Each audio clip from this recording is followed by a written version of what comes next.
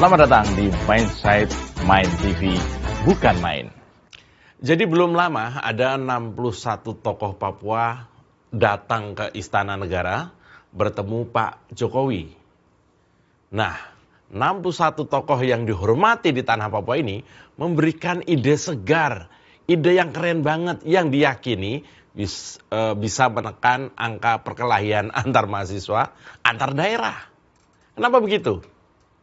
Karena dulu ada kasus yang membuat kita-kita ini, para pecandu kerukunan dan nasionalisme ini terenyuh, sedih, prihatin. Yaitu kasus yang berbahaya kalau tidak diambil solusinya waktu itu. Yaitu ada sejumlah organisasi masyarakat atau ormas terlibat bentrok dengan mahasiswa, penghuni asrama mahasiswa Papua di Jalan Kalasan, Surabaya, Jawa Timur pada Agustus 2019 lalu.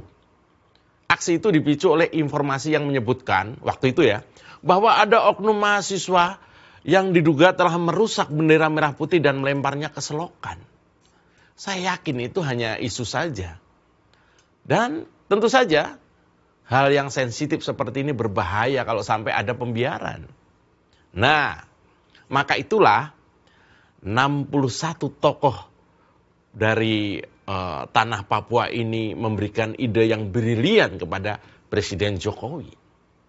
Yaitu ide penyatuan asrama mahasiswa yang tadinya dibuat per provinsi, disatukan menjadi satu lingkup kompleks asrama dengan nama Asrama Mahasiswa Nusantara. Keren kan?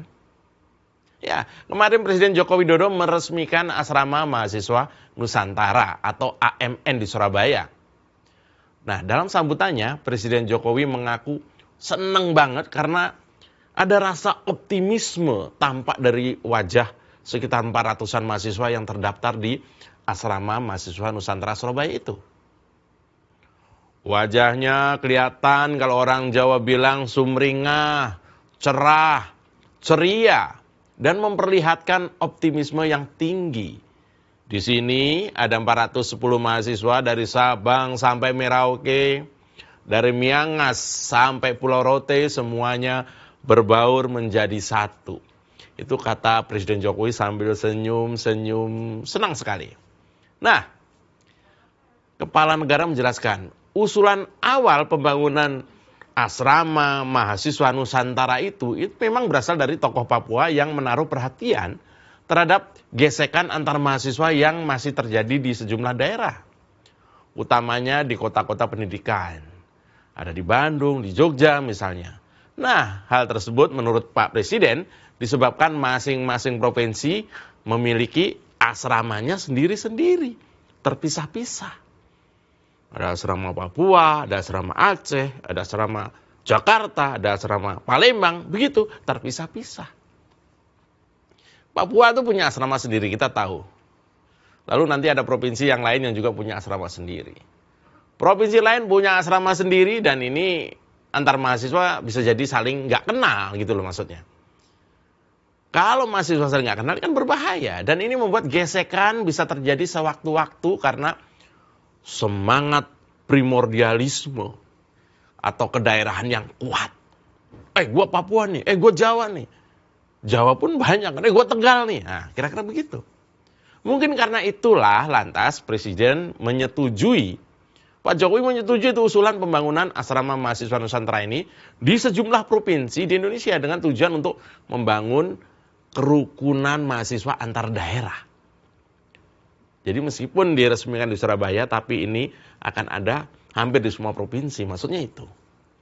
Apalagi Indonesia merupakan negara besar dengan keberagaman suku yang merupakan kekuatan bangsa dan negara.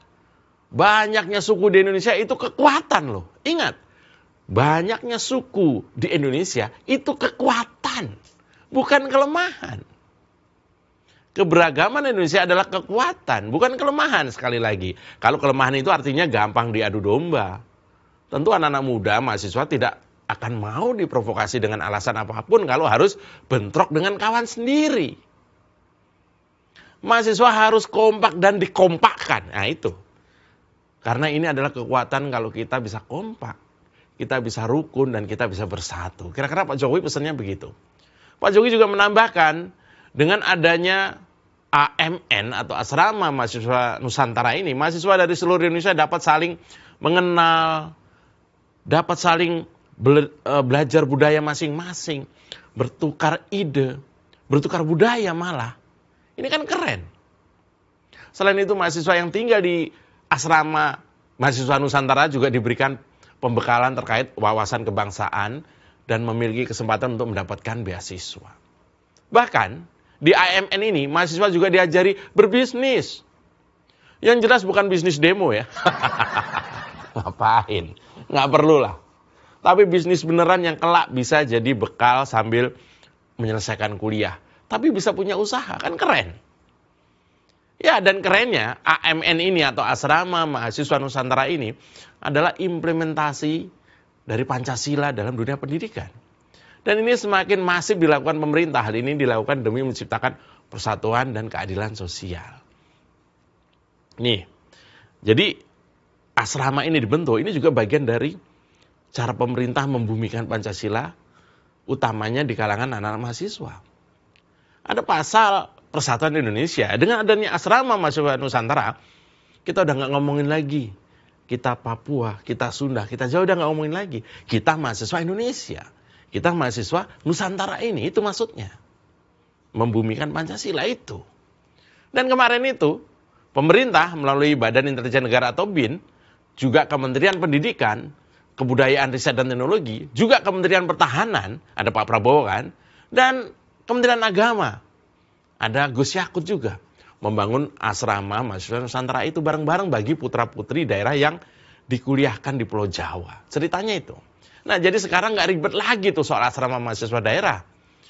Pak Jokowi ini melalui jajarannya kemarin, udah bikinin tempat yang keren banget. Yang pertama dan sudah beroperasional ya memang di Surabaya tadi itu. Tapi segera dimulai tak hanya di Surabaya, pemerintah mencanangkan pembangunan asrama mahasiswa Nusantara itu di sejumlah kota besar. Ada di Makassar, ya, di Sulawesi Selatan, juga di Manado, Sulawesi Utara. Dan kerennya lagi nih ya, para mahasiswa yang tinggal di asrama itu diberikan beasiswa penuh LPDP dari Kementerian Keuangan selama berkuliah. Waduh, udah tempatnya gratis, kuliahnya gratis, kurang apa lagi tuh. Termasuk biaya hidupnya. Gimana nggak keren? Ini bisa jadi kawah candra di muka atau tempat uji mental kalau mahasiswa yang tinggal di asrama itu bakal jadi pemimpin. Karena mereka yang tinggal, mahasiswa-mahasiswa ini yang tinggal di asrama itu, secara otomatis akan belajar arti perbedaan, belajar Bhinneka Tunggal Ika. Bukan cuma beda pandangan ya, tapi juga beda suku, beda ras, agama. Tapi disatukan dalam asrama mahasiswa Nusantara ini. AMN atau asrama mahasiswa Nusantara ini seperti miniatur Indonesia sekarang lah. Mendidik anak muda mahasiswa dari berbagai daerah untuk bersatu padu merawat tempat, merawat kebinekaan, dan merawat Indonesia.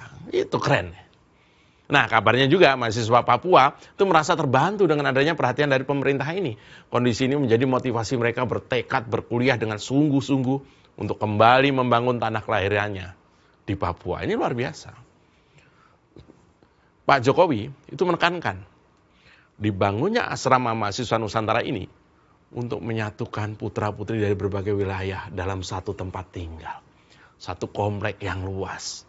Sehingga persatuan dan kesatuan dapat semakin erat terbangun dan menghasilkan gotong royong dalam membangun Indonesia pada masa mendatang.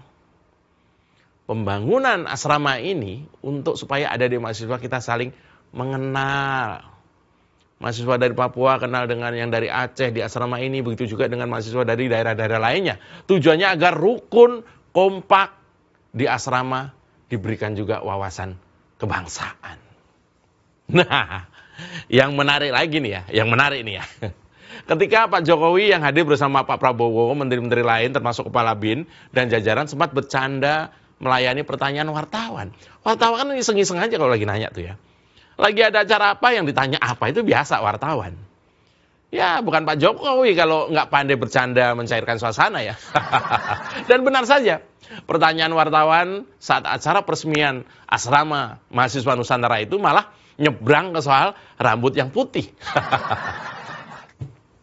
Ya, Presiden Jokowi menyebut Menteri Pertahanan atau Pak Prabowo Subianto memiliki ciri-ciri yang identik dengan kriteria pemimpin yang memikirkan rakyat, yaitu memiliki kerutan wajah dan berambut putih.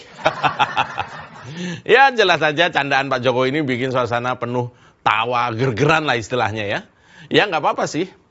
Presiden bercanda dengan menteri, itulah suasana yang dibangun oleh Pak Jokowi di jajarannya. Suasana yang egaliter, tidak kaku, penuh canda, tapi produktif. Ya, kali ini saya harus mengangkat gelas setinggi-tingginya kopi saya ini untuk Pak Jokowi dan jajarannya. Yang dengan satset menyelamatkan anak bangsa lewat asrama mahasiswa Nusantara. Saya Mas Jobray dan ini mindset saya untuk Main TV bukan main. Kopinya Pak Jokowi.